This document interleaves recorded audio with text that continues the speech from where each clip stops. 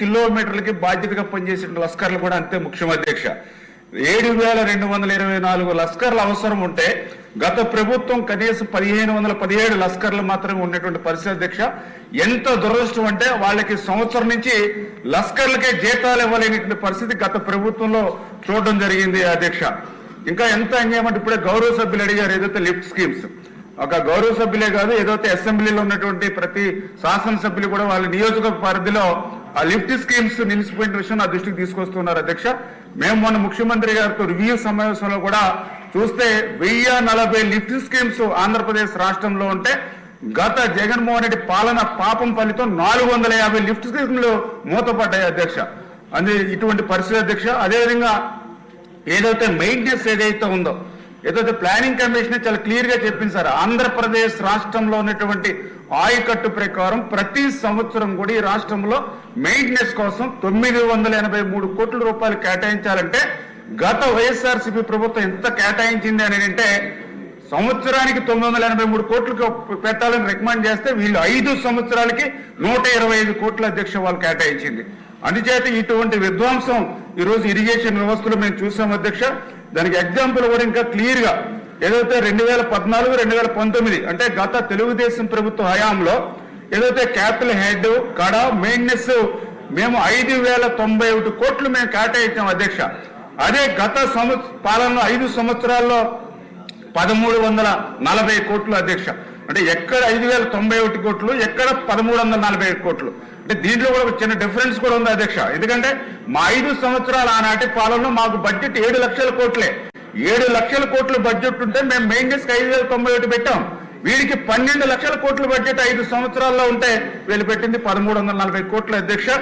అంటే ఈ రకంగా ఇటువంటి ఇబ్బందులు ఇటువంటి ఉన్నవారే ఇటువంటి పరిస్థితి ఈ రోజు వచ్చింది అధ్యక్ష. అందుచేతే నేను కూడా అసెంబ్లీకి వస్తున్నప్పుడు కూడా చూస్తూ ఉన్నాం ఏదైతే ప్రతి శాసనసభ్యులు కూడా గత 5 సంవత్సరాల పాలన పాపాల వల్ల మరి చాలా రికమెండేషన్స్ వాళ్ళు కూడా పాపం వాళ్ళ కాన్స్టిట్యున్సీలో హామీలు ఇవ్వడం ద్వారా కానీ లేదా కాన్స్టిట్యున్సీలో వాళ్ళ రైతుల నుంచి వచ్చేటువంటి ఇబ్బందులన్నీ కూడా నా దృష్టిలో కూడా తీసుకొస్తూ ఉన్నారు. ప్రతిరోజు కూడా నేను కూడా అసెంబ్లీకి వచ్చినప్పుడు ఖాళీగా వస్తున్నాం కానీ వీళ్ళు ఇచ్చేటువంటి రికమెండేషన్స్ చాలా ఎక్కువ ఉంటున్నాయి అధ్యక్ష. ఇవన్నీ సవాళ్ళన్నింటినీ కూడా నేను అధిగమించి ఏదైతే చంద్రబాబు నాయుడు గారు, ఎందుకంటే ఒక పరిపాలనా దక్షత ఉన్నటువంటి వ్యక్తి ఈ రోజు ఈ రాష్ట్రానికి ముఖ్యమంత్రిగా ఉన్నారు కాబట్టి ఖచ్చితంగా ఈ సవాళ్ళన్నింటినీ కూడా ఎదుర్కొని మొన్ననే జూన్ 21వ తేదీనే ఈ యొక్క మెయింటెనెన్స్ కోసం ఈ గొర్రెబెక్క తూడు తొలగించడానికి 79 కోట్లు మొదటగా మంజూరు చేయడం జరిగింది అధ్యక్ష. అదేవిధంగా మొన్న ఆగస్టు 7న 0.01 కోట్లు కేటాయించి ఈ పనులు చేస్తున్నాం అధ్యక్ష.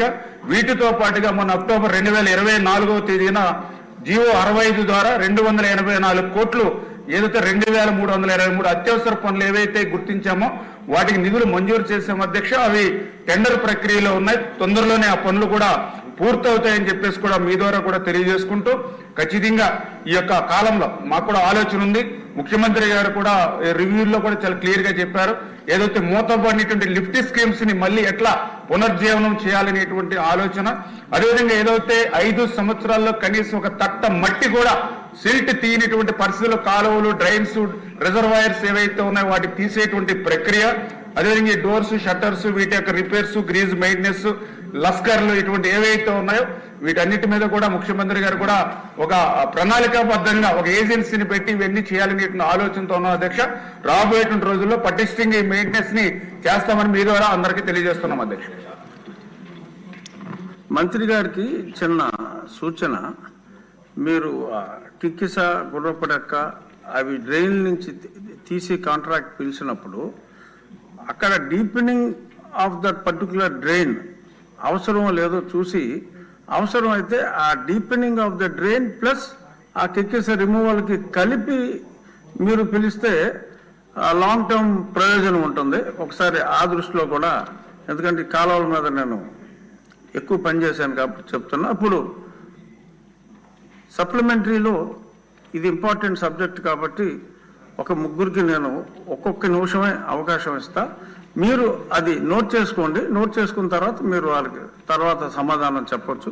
ఇప్పుడు కేవలం 1 నిమిషం పాటు మీ సమస్యని క్లుప్తంగా గౌరవనీయులైన మంత్రి గారికి తెలియచేయండి. ఇంటూరు నాగేశ్వరరావు, కందుకూరు. ధన్యవాదాలు అధ్యక్ష.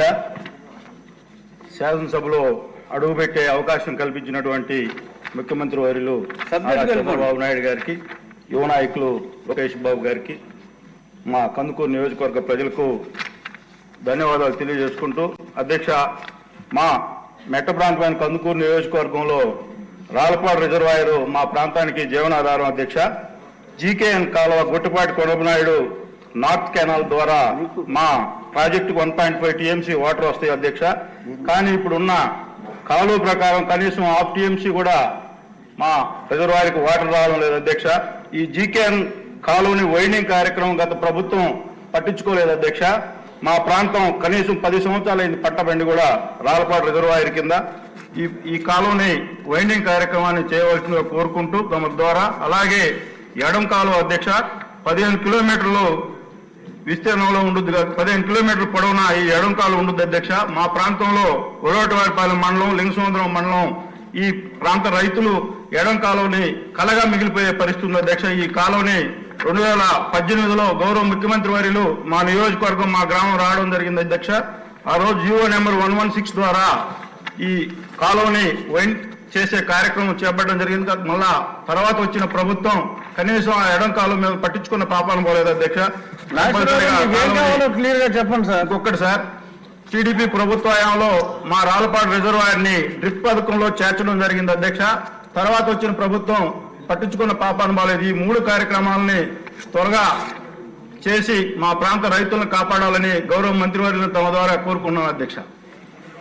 శ్రీమతి పల్లె సింధూరా. థ్యాంక్ యూ అధ్యక్ష.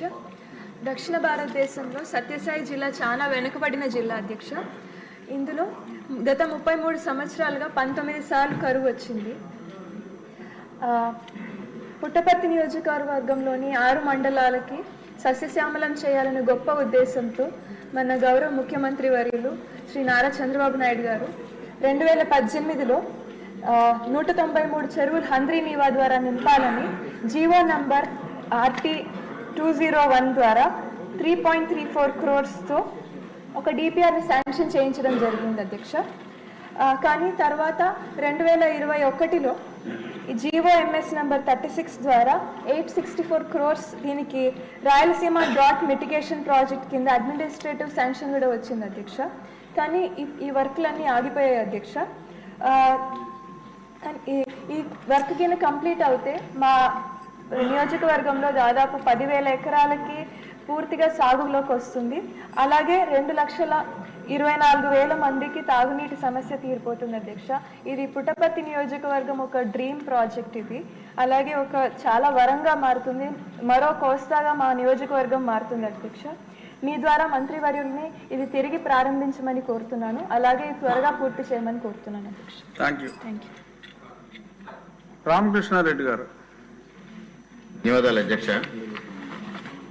ఇది ప్రధానమైనగా మనకి గోదావరి డెల్టా ఆధునీకరణ అవసరం ఉంది. ఆ ఆలోచన ప్రభుత్వానికి ఏదైనా ఉందా? ఎందువల్లంటే గోదావరి డెల్టాలో ప్రధానంగా ఎప్పుడో సర్ ఆర్థర్ కాటన్ నిర్మాణం చేసిన ఈ గోదావరి డెల్టా పూర్తిగా పూడిక తీత లేక, గుర్రపుడెక్క లేక, ఈక అనేక ఇబ్బందులు రైతాంగం ఎదుర్కొంటున్నారు. ముఖ్యంగా గత 5 సంవత్సరాలుగా అనేక సమస్యలను రైతాంగం ఎదుర్కొంటూ ఉన్నారు. ముఖ్యంగా జలవనరుల శాఖ మంత్రి కూడా ఈ విషయాలు చాలా అవగాహన ఉంది సార్. ఎందువల్లంటే ఆయన కూడా పశ్చిమ గోదావరి జిల్లాకు చెందిన వ్యక్తి కాబట్టి. అదేవిధంగా ఏదైతే ఎత్తిపోతల పథకాలు ఉన్నాయో బలరామకృష్ణ గారు చెప్పినట్టుగా మాకు రాజమండ్రి రూరల్కి, అదేవిధంగా అనపర్తి నియోజకవర్గానికి సంబంధించిన చాగల్నాడు కానీ, వెంకటాపురం కానీ పుష్కర పథకాలు డీఫాల్ట్ అవ్వటం వల్ల రైతాంగం చాలా ఇబ్బందులు ఎదుర్కొంటూ ఉన్నారు. వాటిని మరలా పునరుద్ధరించే ఉద్దేశం ప్రభుత్వానికి ఉందా అనేది కూడా ఈ స్పష్టంగా అడుగుతా ఉన్నా. ముఖ్యంగా ఏదైతే గోదావరి డెల్టాలో చాలండి, ఒక్క నిమిషం సార్. గోదావరి డెల్టాలో 14 మెయిన్ కెనాల్స్ ఉన్నాయి సార్ ఈస్ట్ గోదావరిలో. అదేవిధంగా వెస్ట్ గోదావరిలో 11 మెయిన్ కెనాల్స్ ఉన్నాయి. డ్రైన్స్ విషయానికి తీసుకొస్తే మేజర్ డ్రైన్స్ కంబైన్డ్ ఈస్ట్ గోదావరిలో 20 ఉన్నాయి, కంబైన్డ్ వెస్ట్ గోదావరిలో 21 ఉన్నాయి. ఇవన్నిటినీ పూడిక తీసి రైతాంగానికి సక్రమంగా సాగునీరు అందించే పరిస్థితి కావాలి. అదేవిధంగా మురుగునీటి బయటికి పోయే పరిస్థితి పునరుద్ధరించకపోతే రైతాంగం చాలా తీవ్రమైన ఇబ్బందులు ఎదుర్కొంటా ఉన్నారు. గోదావరి డెల్టాని ఆధునీకరణ చేసే ఉద్దేశం ప్రభుత్వానికి ఉందా లేదా అనేది మంత్రి గారిని స్పష్టం చేయాల్సిందిగా మీ ద్వారా కోరుతున్నాను అధ్యక్ష. డాక్టర్ కామినేని శ్రీనివాస్.